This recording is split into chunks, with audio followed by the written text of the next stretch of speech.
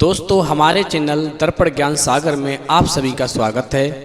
मित्रों, आज का विषय है कुत्ते खुले में सहवास क्यों करते हैं। तो आइए ये रोचक जानकारी हम आपको एक छोटी सी कहानी के माध्यम से देते हैं।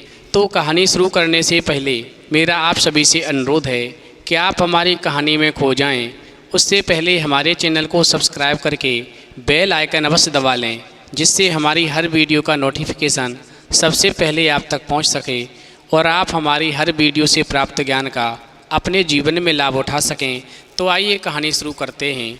मित्रों, वैसे तो आपने महाभारत रामायण देखा ही होगा और ये भी सुना होगा कि कुत्तों को द्रौपदी ने श्राप दिया था। लेकिन बात यह है कि आखिरकार द्रौपदी ने कुत्तों को क्यों और कैसा श्राप दिया, जिसकी सज़ा कुत्ते आज तक भुगत रहे हैं। अगर नहीं याद है तो आज हम आपको इसका पूरा इतिहास बताने वाले हैं कि आखिर द्रौपदी ने ऐसा क्या श्राप दिया था जिसकी सज़ा ये कुत्ता कलयुग में भी भुगत रहा है। मित्रों, कहानी की शुरुआत द्रौपदी के विवाह से होती है। अर्जुन द्रौपदी से विवाह कर उन्हें अपने घर लाए और माँ कुंती ने अनजाने में ये कह दिया था कि जो भी वो लाया है उसे सभी भाई बराबर बांटकर उसका उपयोग करेंगे। और इसी वजह से पांचों भाइयों को द्रौपदी से विवाह करना पड़ा था। दरअसल हकीकत सत्य से कहीं ज़्यादा है। ये सब भगवान महादेव का रचा हुआ खेल था।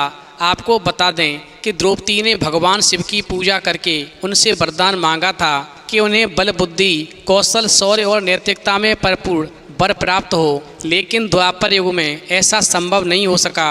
हर किसी न किसी व्यक्ति में कुछ ना कुछ कमी होती थी और इसी वजह से द्रौपदी को ये सारे गुण उनके अलग अलग पतियों में मिले और इन्हीं कारण उन्हें पांचों पांडवों से शादी करनी पड़ी। मित्रों, इसी वजह से अर्जुन जब द्रौपदी के साथ शादी करके उनको घर लाए थे तो इसी कारण अनजाने में माता कुंती के मुंह से ये निकल गया कि इसे आपस में सब बांट लो।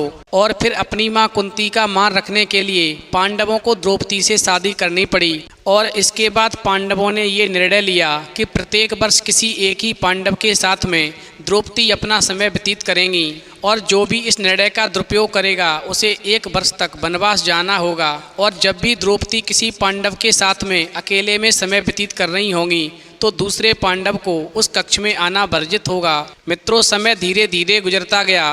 वहीं इसी दौरान एक ऐसी घटना घटित हो गई जिसकी वजह से कुत्ते को ये श्राप मिला कि सहवास करते समय उनको पूरी दुनिया देखेगी। यानी पांडवों ने नियम बनाया था कि जब भी कोई एक पांडव द्रौपदी के कक्ष में जाया करता था तो वो अपनी पादुकाएं द्वार पर उतार दिया करता था ताकि उसके भाई पादुका देख करके कक्ष में प्रवेश ना करें। परंतु एक बार जब अर्जुन अपनी पादुका प्रवेश द्वार के बाहर उतार करके द्रौपदी के संग में प्रेम प्रसंग में लीन थे, तभी द्वार पर एक कुत्ता आ गया और खेल खेल में उस कुत्ते ने उस अर्जुन की पादुका उठा ली और उसे लेकर के वो पास के ही जंगल में जाकर के उस पादुका के साथ में खेलने लगा।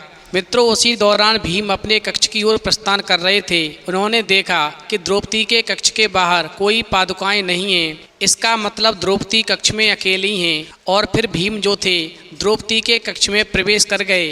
वहीं इस तरह से भीम को अपने कमरे में देख करके द्रौपदी काफ़ी शर्मिंदा हो गईं और बहुत ही क्रोधित होते हुए उन्होंने भीम से कहा कि तुमने कक्ष में प्रवेश कैसे किया जबकि अर्जुन उनके कक्ष में हैं। पर इस पर भीम ने बताया कि बाहर कोई पादुका द्वार पर नहीं रखी है। फिर तो दोनों भाई कक्ष के बाहर आए और उन्होंने पादुकाओं को खोजना शुरू कर दिया। मित्रों, इस प्रकार ढूंढते ढूंढते वो पास के एक जंगल में पहुंच गए।